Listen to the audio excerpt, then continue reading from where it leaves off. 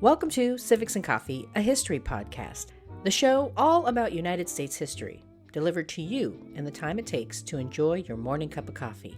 I'm your host, Alicia, a historian trained in United States history with a passion for telling both the known and unknown parts of America's past. So grab your coffee and get ready for some bite-sized history. Hey everyone, welcome back. When we began our Gilded Age journey together earlier this year, one of the first major events I covered was the Great Railroad Strike of 1877. Not only did it make sense from a chronological standpoint, occurring mere months into President Rutherford B. Hayes' administration, but it also served as a perfect introduction to some of the themes that played out over the course of the Gilded Age. What was the proper role of the government when it came to regulating business or mediating labor disputes? And how are capital and labor going to coexist? As I mentioned in the episode about the Great Railroad Strike, while the general strike did not secure quote unquote tangible wins, it nevertheless illustrated the power of collective action. It inspired workers across the country to mobilize, and in the late 1880s, the United States experienced a new surge of labor activism. At the front of this was the Knights of Labor. The first national labor union in the country, the Knights of Labor broke new ground by expanding membership to become one of the largest and most influential labor unions during the 19th century. So this week, I am diving into the Knights of Labor. How did the organization get started? What made them different? And how did they change the relationship between labor and business? Grab your cup of coffee, peeps. Let's do this. The Knights of Labor was originally established as the Noble and Holy Order of the Knights of Labor on December 9th, 1869 in Philadelphia. Established by Uriah Stevens and 8 other garment cutters, the union was meant to be a place for anyone who toiled with their hands and was a replacement for the failed Garment Cutters Association of Philadelphia. Protective of the new organization, members were sworn to secrecy and fraternalism, with many of their rituals borrowed from the Masons and similar fraternal orders. Even meetings were kept under wraps, with members using symbols and numbers to announce the dates and times of said meetings. This secrecy actually worked against the organization in its early years, blunting its ability to expand. Members of the Catholic hierarchy were not on board with their parishioners being members of a secret society. Thus, for its first few years of existence, the Knights remained largely a Philadelphia-based organization. After the Great Railroad Strike in 1877, things shifted. In 1878, the Union held its first General Assembly in Reading, Pennsylvania, where it hoped to, quote, direct the movement along well-defined, harmonized lines, end quote. The Knights voted on a platform that mirrored the Industrial Brotherhood, which called for support for the 8-hour workday, excluding Chinese workers, providing equal pay for both men and women, public employment during economic downturns, greenback currency, and, quote, abrogation of all laws that do not bear equally upon capital and labor, end quote. The following year, Uriah Stevens stepped down, and Terence Powderly assumed the leadership role.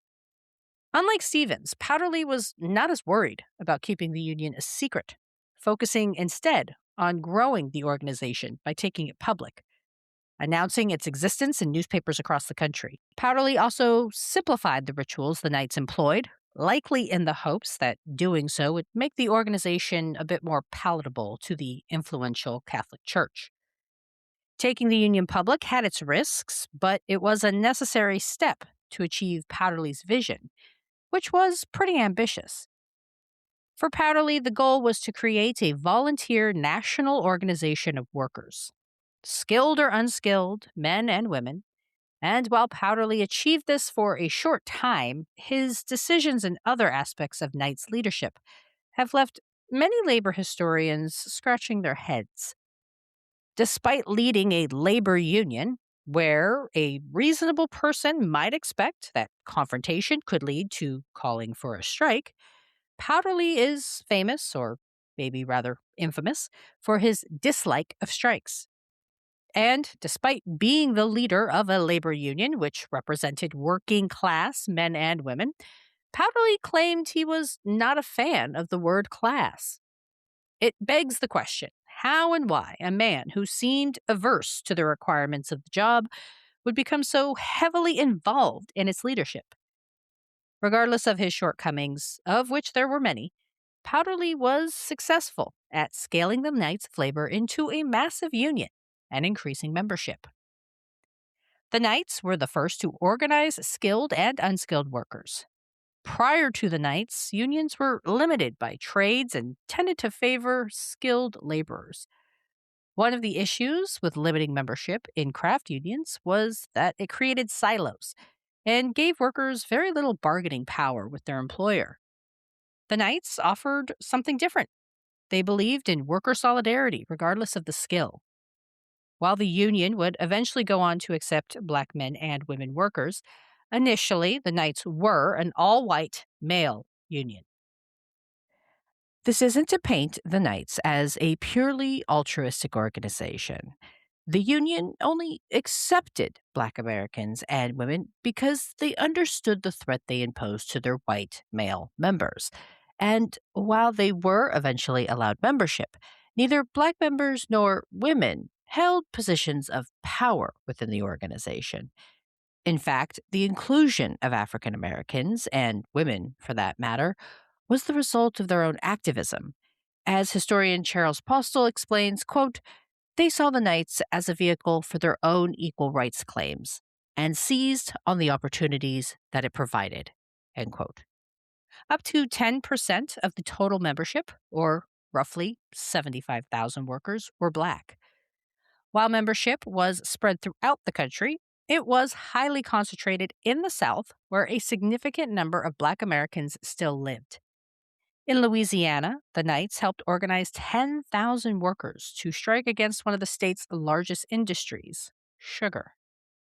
Louisiana in the 1880s, of course, was right in the heart of Jim Crow, and the idea that Black laborers had the audacity to demand fair wages for fair work enraged the white supremacists of the area.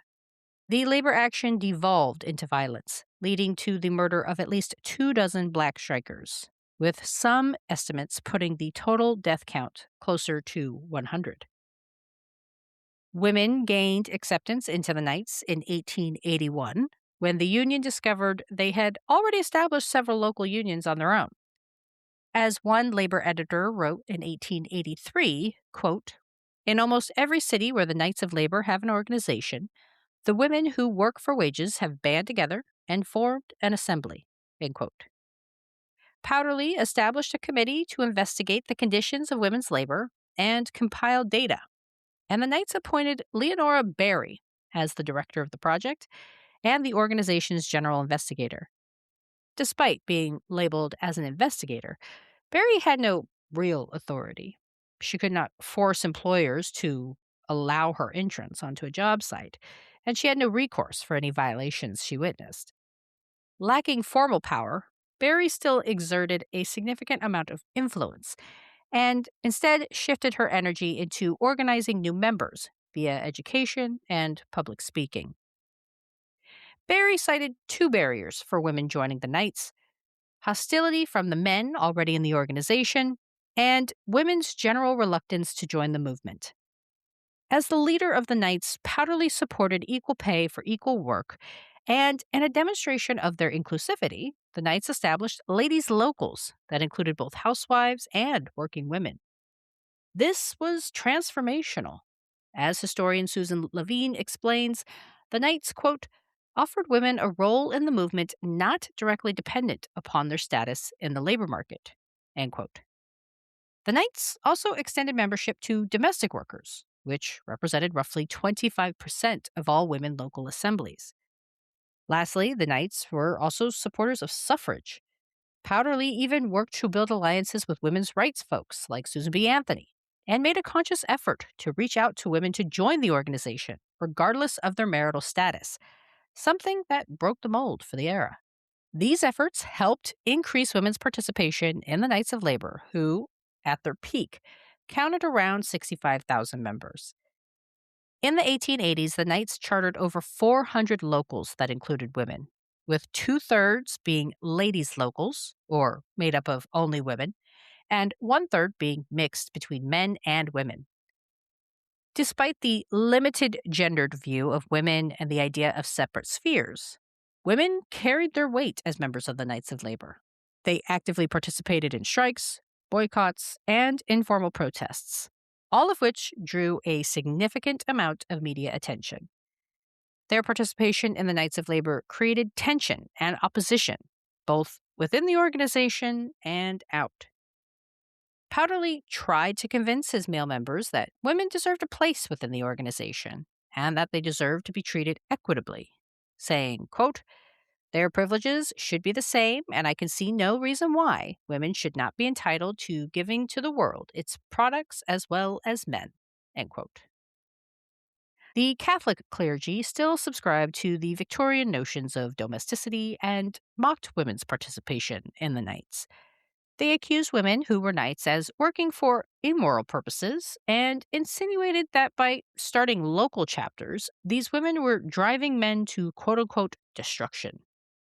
Much like the Irish Ladies' Land League I covered last week, women working outside of the home created discomfort as it challenged preconceived ideas about the proper place for women in society. Leonora Berry, who had been charged with investigating women's experiences in the labor market, explained, quote, "If it were possible, I wish that it were not necessary for women to learn any trade but that of domestic duties, as I believe it was intended that man should be the breadwinner. But as that is impossible under present conditions, I believe women should have every opportunity to become proficient in whatever vocation they choose or find themselves best fitted for." End quote. Again, what the Catholic Church and others who remained committed to the domestic ideal failed to realize or chose to ignore was that wage work was becoming an increasingly common situation for women. Between 1870 and 1910, the percentage of women participating in paid labor in the United States increased from 14 to 20. Thus, while there may have been a desire to hold on to the quote-unquote ideal of separate spheres with women in charge of the home, the reality for more and more Americans was that women had to work, and families relied on the economic output of their income. Therefore, it was critical that their jobs and access to fair wages was protected, and the Knights of Labor was one avenue to help safeguard both.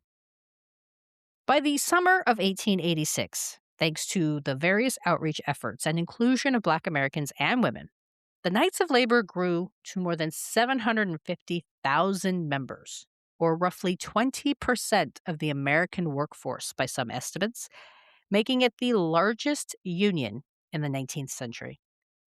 Throughout the United States, the Knights represented the first mass organization of workers. Their motto, "An injury to one is the concern of all," was on display as the Knights helped organize various labor actions, including a shoemaker strike or coordinating their members to strike in support of female carpet makers. Of course, the Knights were not universal in their acceptance of labor. Despite being proponents of inclusivity and touting the need to bring all labor under a single banner, the Knights of Labor excluded Chinese workers from joining their organization. The Knights also excluded liquor dealers, lawyers, bankers, and professional gamblers, but for completely different reasons than those of Chinese descent. While bankers and lawyers were excluded because they were seen as being unproductive members of society, Chinese workers were excluded because the Knights viewed them as akin to enslaved labor. In their view, Chinese laborers undercut their members' ability to earn a fair wage, and the only remedy they saw was total exclusion.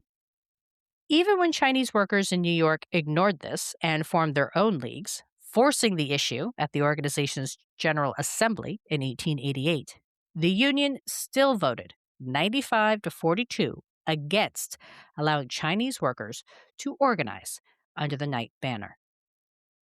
As historian Charles Postel asserts, the railroads were the ultimate test of the Knights' quote, egalitarian ethos, and inclusive model of organization, end quote.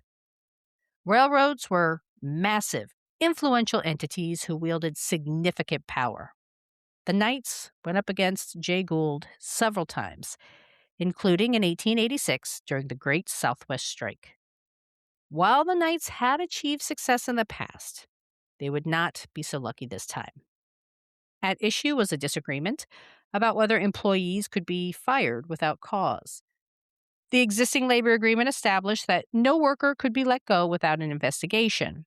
Yet a carpenter working on the Texas and Pacific Railroad from Marshall, Texas, Charles Hall, was summarily fired without notice or investigation shortly after attending a union meeting.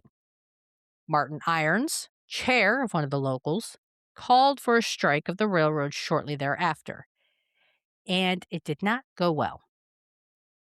Instead of caving to the demands of the strikers, Gould let the courts and law enforcement do his bidding. The Texas and Pacific Railroad was bankrupt and was under federal receivership.